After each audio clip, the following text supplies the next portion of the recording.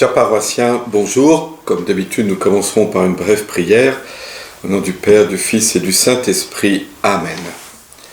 Dieu notre Père, nous t'en prions, envoie ton Esprit, qu'il éclaire notre intelligence, qu'il enflamme notre cœur, pour que nous puissions lire ta parole en vérité, pour que la lettre de l'Écriture devienne parole en nos vies, lettre fait chair, qu'elle nous transforme pour nous donner d'aimer davantage en nous mettant à l'écoute de tes prophètes et ainsi en nous préparant à la fête de Noël qui approche, en nous préparant à accueillir le Seigneur qui vient parmi nous. Nous te le demandons par Jésus ton Fils notre Seigneur. Amen. Au nom du Père, du Fils et du Saint-Esprit. Amen.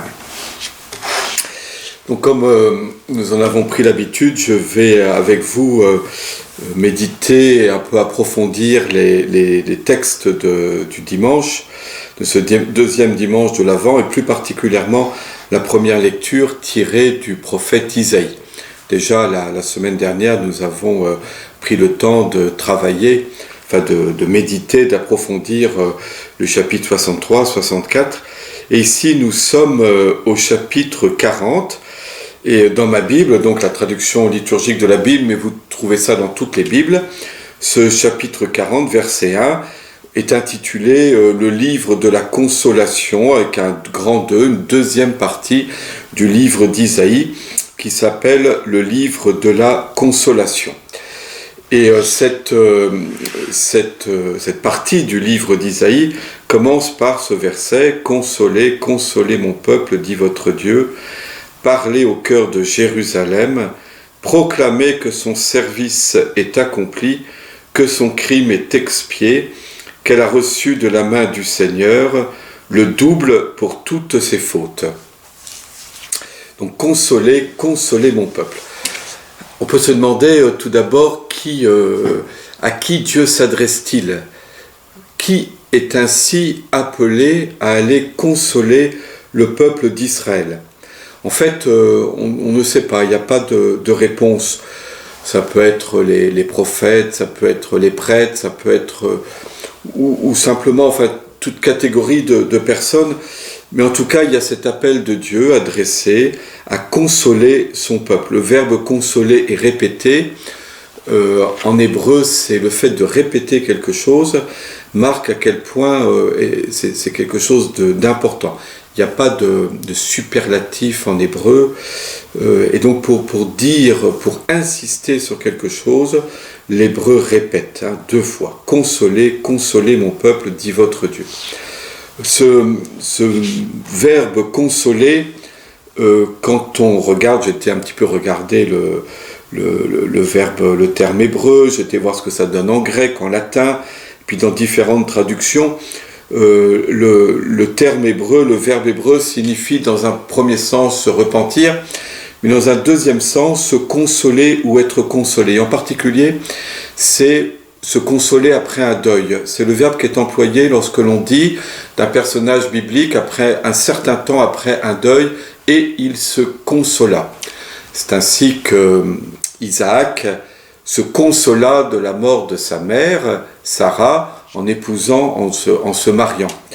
On retrouve ce même verbe dans d'autres circonstances. Il s'agit donc de surmonter sa peine, de la dépasser, de dépasser un temps de désolation pour entrer dans un temps de consolation, pour reprendre les termes de la vie spirituelle. Il s'agit de dépasser un temps de détresse, d'épreuve, pour revenir dans un temps de joie. La traduction par consoler, consoler mon peuple vient du latin consolamini, consulamini, populus meus. C'est quelque chose que nous avons un peu dans l'oreille parce que c'est repris en particulier dans un certain nombre de pièces musicales, consolamini, consolamini, populus meus. En grec, pardonnez-moi, je ne fais pas ici de l'érudition, mais personnellement pour essayer de comprendre le sens d'un terme et ce qu'il veut dire, je trouve intéressant d'aller voir et de mobiliser mes quelques petites notions, que ce soit d'hébreu, de latin ou de grec. En tout cas, en grec, on retrouve ce verbe parakaleo qui a donné le paraclet. On a déjà eu l'occasion de citer ce terme. Parakaleo, ça veut dire appeler auprès de soi, soit pour demander conseil, soit pour appeler au secours. Donc la Bible grecque des Septante, donc vous savez que c'est une version de la grecque, une version de la Bible en grec, mais traduite plusieurs siècles, enfin 2-3 siècles avant Jésus-Christ, et donc qui témoigne aussi d'un état assez ancien de la Bible. Et donc ici, il s'agit donc de dire que Dieu vient auprès de son peuple pour le secourir. Dieu va venir, n'est plus simplement le juge qui délivre une sentence de condamnation contre un peuple infidèle, on verra ça là, mais c'est surtout d'abord le Dieu qui est à côté, qui chemine à côté, qui vient consoler donc son peuple. Consoler, c'est souvent un enfant que l'on console. Alors peut-être, voilà, c'est aussi une des harmoniques de ce terme, un enfant qui est dans la peine, qui est dans la tristesse, et que son père ou sa mère vient ainsi consoler pour le sortir de son chagrin. Alors nous sommes des adultes, bien entendu, mais il reste aussi cette attitude en nous vis-à-vis de Dieu, de l'enfant, vis-à-vis de Dieu qui est notre Père. Le consolateur dans le Nouveau Testament, donc le paraclet, pour reprendre le terme grec, c'est l'Esprit Saint. C'est l'Esprit Saint qui nous est envoyé par le Christ. Les apôtres se désolent au moment de la mort de Jésus. Jésus leur dit qu'ils se consoleront, d'abord en voyant Jésus ressuscité, mais surtout en leur envoyant l'Esprit Saint. Jésus prédit à ses disciples, à l'Église, qu'ils auront à souffrir dans le monde, qu'ils seront incompris. Il ne faut pas qu'ils s'attendent, que les chrétiens s'attendent à être glorifiés, acclamés, mais au contraire à être critiqués, rejetés, et que le consolateur, celui qui les console dans cette épreuve, c'est l'Esprit Saint. Donc le consoler mon peuple, il s'agit donc ici de redonner vie, de redonner courage, espérance à Israël qui est en exil à Babylone. Oui, encore un autre, dans les notes de la Bible, de la liturgie, donc rédigée par le Père Yvan Maréchal, mais également dans les notes de la traduction œcuménique de la Bible, on explique que ce terme hébreu, le verbe hébreu qui est traduit par consoler, signifie pousser un profond soupir. J'aime bien cette expression de soulagement, voilà. Ou soit un soupir qui va, où on va, vous savez, comme dans le bouche à bouche, où on va redonner vie à quelqu'un. Ici, il s'agit de redonner vie au peuple d'Israël. Soit au contraire, ce soupir de soulagement que l'on ressent quand enfin ce qu'on attendait arrive. Alors, je trouve vraiment, il dit ici, le verbe hébreu, nirham, implique une expiration profonde ou une réanimation de tout l'être vivant. Ce verbe est employé 16 fois dans les chapitres 40 à 66. Je trouve ça assez parlant. Pour moi, ce grand soupir de soulagement que pousse le peuple hébreu, qui est donc en exil à Babylone, et Dieu vient pour le sauver de son exil, proclamer que son service est accompli, son crime est expié, qu'elle a reçu de la main du Seigneur le double pour toutes ses fautes. On retrouve cette idée que voilà, les fautes commises sont punies, une idée qui parfois nous gêne, nous aujourd'hui, mais qu'on ne peut pas enlever de l'écriture. On en a parlé quand on a médité sur le jugement dernier. Mais il y a aussi cette idée que, vous voyez, Israël a subi vraiment, le peuple hébreu a subi vraiment un traumatisme. La ville de Jérusalem a été détruite, le temple a été incendié, tout. Alors que c'est le lieu que Dieu avait choisi pour faire habiter son nom. On se rappelle que lorsque Salomon a construit le temple, il a eu cette vision où il a vu la nuée venir dans le temple, et cette nuée, c'est la présence de Dieu. Dieu a crédité le temple comme le lieu où il s'est fait proche de son peuple d'Israël, et le lieu où Israël pouvait lui rendre un culte.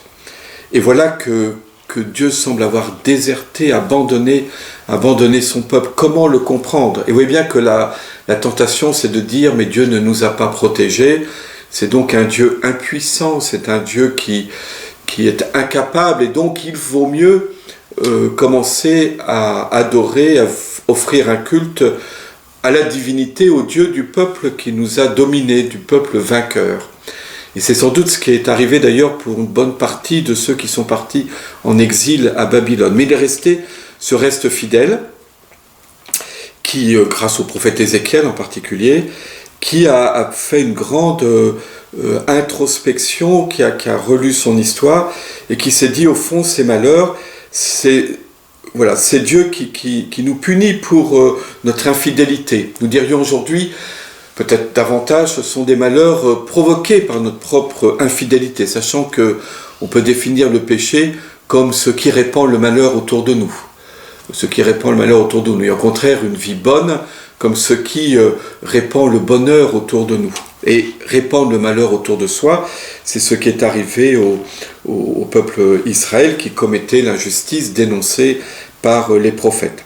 Et donc quand on dit, son crime est expié, elle a reçu de la main du Seigneur le double pour toutes ses fautes, c'est pas prolonger l'image d'un Dieu vengeur et tout ça, c'est au contraire, chez les prophètes, donner sens à l'épreuve qu'Israël a vécue.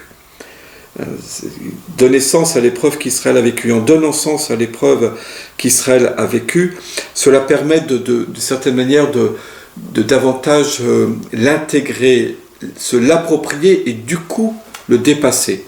On sait bien que c'est lorsqu'on arrive à mettre des mots sur les réalités, lorsqu'on arrive à donner un sens à ce qui se produit, que nous pouvons vivre et aller au-delà de cette épreuve qui s'est abattue sur nous. Ici, en tout cas, c'est comme ça que je comprends le rôle des prophètes vis-à-vis du peuple d'Israël. Il ne s'agit pas de l'enfoncer un peu plus en disant « Regardez combien vous avez été mauvais et donc Dieu se venge », mais au contraire, c'est de permettre d'aller au-delà, de dépasser l'épreuve qui a été vécue en lui donnant du sens, en faisant mémoire. Voilà, on va s'arrêter là pour aujourd'hui et nous poursuivrons notre méditation demain.